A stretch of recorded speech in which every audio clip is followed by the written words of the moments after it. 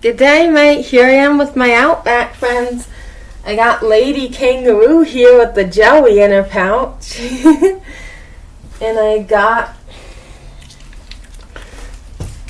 the blue-tongued skink and the bilby. These cute little kangaroos. Boop, boop, boop. Ooh. I love digging in the tunnels with this here wombat.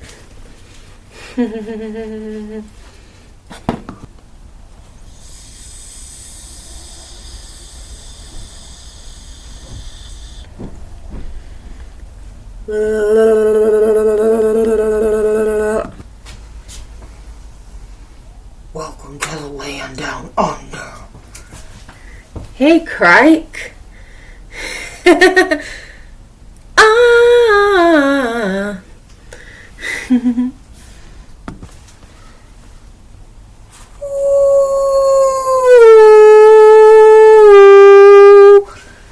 The dingo howl is unmistakable.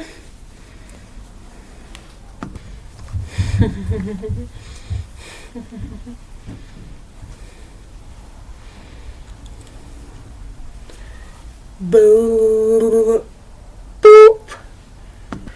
It's a Tasmanian devil, baby. It's a Tasmanian devil, yeah.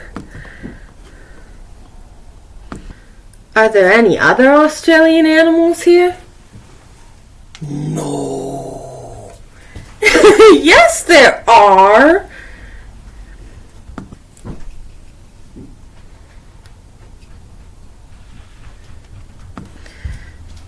So those are my Aussie animals. Wait, I got one more. I got a surprise for you. No, I got a few more. Sydney seal.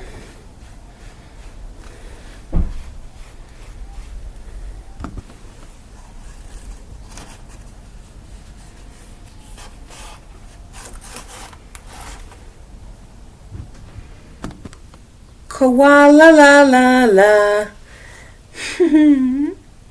And let me introduce to you my husband. He is a beautiful, kind, heroic man. He is no other than the legendary Australian bushranger Ned Kelly. Ned, how is it legal to be this cute? Oh yeah, you're an outlaw, never mind. Do other people besides me call you cute? I hope not, but I wouldn't blame them though. So, that's my Aussie crew, and so I hope you got the indicator that my YouTube channel, Ned and I's YouTube channel, is moving towards positive, towards happy times, and yes, Ned has been through hell and back, but your trauma does not have to be your identity.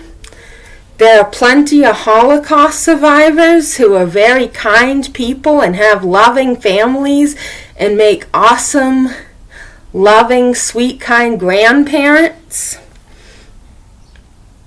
And they don't make their trauma their whole identity. And who's been through more hell than a Holocaust survivor, to be real? Let's be real. But these days, Gen Z has quote-unquote traumas that would make a Holocaust survivor or a kid in Gaza laugh because it sounds like a joke, like they were called fat in school or they were misgendered or whatever. I mean, and you're making that trauma your whole life story. People who have real, honest-to-goodness trauma, like a Holocaust survivor, like a child in Gaza, like Ned Kelly, we're not making our trauma our life story. Okay? Ned's been through hell and back, and remember, I call myself Melbourne Jail Siren because I lure him out of Melbourne Jail and into paradise. So, you just saw that paradise I'm setting up for him. So, this channel is gonna get way less dark and way more happy and way less focus on people being an ass to Ned Kelly in the past and more focus on life, love, zoology, animals. Ned and I both had a lifelong love for animals, and just, yeah. And my childhood hero growing up was Steve Irwin, the crocodile hunter, and he's my role model to this day. And I want to live a lifestyle like Steve Irwin. So today I was applying for jobs as a zookeeper, and they said what you require is a bachelor's degree. So I was applying to a university, an online university, to get a bachelor's degree. And I asked Mom for my social security number, because that's the only part I was blanking on, and she said, you'd get, student debts. College ain't free. It costs thousands of dollars, and and she pointed out how much I hated classes in high school. And there's gonna be all these classes that are totally like nothing to do with zoology, and I'm gonna be bored out of my skull and stuff like that. And yeah. And yeah, I'm still gonna buy that textbook for myself on zoology, but just to study for myself. Hey, Ned can be my study buddy. Ned excelled in school. He was great at reading and writing and arithmetic. I was the fucking class clown. I got C's and D's and F's. I hated school. But I do love studying zoology. I go to the library once or twice a week and read non-fiction books about animals. I do not like to read fiction, by the way. I love reading facts on animals. I used to love studying history all through my teen years, but I stopped because the only reason I ever studied history is because I was looking for who to marry. History books are like Omegle or Tinder for me. But I'm finally settled down with Ned Kelly, so just move on to zoology. Animals will never cease to fascinate me. So yeah. And Dad pointed out that if I'm a zookeeper, I'll just be cleaning shit out of cages and dropping food in cages. I'm not going to get to pet the tigers. Because I picture living like Steve Irwin, like touching animals all day. But that's not what the average zookeeper does. I was misled by the show Crocodile Hunter. And Dad's like, that's not a zookeeper. I'm like, what? But what would you call him? And he's like, well, Steve Irwin's very unusual, which is true. And yeah. So I think I just want to keep on studying animals, and with Ned as my study buddy.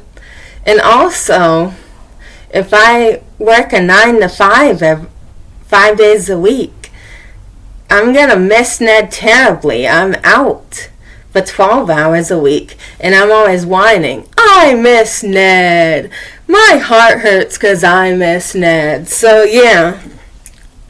So I think I'm just going to run my own zoo, like I'm getting a job from Mom taking care of her snakes, and I've done it before. I've fed them thawed frozen rats through tongs, and when they notice their meal, they strike and they swallow their prey whole, and it's fucking awesome. And yeah. And I'm going to work for the backyard, get like insect hotels and bird houses and bat houses and bird feeders, just to make it way more habitable for wildlife and wildlife friendly. And I'm going to go to Morph Market, which I mentioned on this channel before. It's a place where you buy exotic reptiles. And I actually found another place to buy exotic animals. You buy the reptiles and bugs and stuff for way cheaper. But this place, unlike Morph Market, also has mammals. And stay tuned. My ceilings look fucking terrible right now. So I'm going to get new panels, which will also make it very warm and toasty in the winter. So not only will it look like a jungle, it'll also feel like one. Sorry, Spoonbill. And I'm going to get panels, magnets that look like a blue sky, so that when I look up I see a blue sky. My apartment's not going to look like an apartment anymore. It's going to look like a jungle, babe. And I'm going to get so many plants on Amazon. I don't know how to share the screen, but I wish I could show them to you, but I will when they get here. So many artificial plants, because I've had real ones before and they died and it made me sad. So I'm going to get artificial plants. I got like all kind of palm trees. I'm going to get some more palm trees and some pine trees, which Australia's got both, by the by.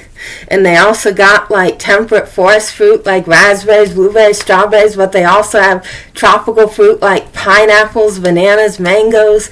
So I believe that Australia is probably has most diversity in plants than anywhere else on Earth.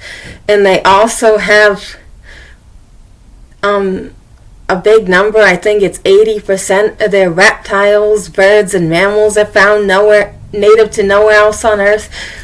So animals from North and South America are New World animals. Animals from Europe, Africa, and Asia are Old World animals. And animals from Australia are considered neither. They're their own unique thing. So Australia is my favorite, but of course I love animals from everywhere. If you were to say to me, Lilith, what's your favorite animal? I'd say I like them all. Why do I have to pick one? If you say, Lilith, is there an animal I don't like? Demons, evil humans, that's it. I like every other animal.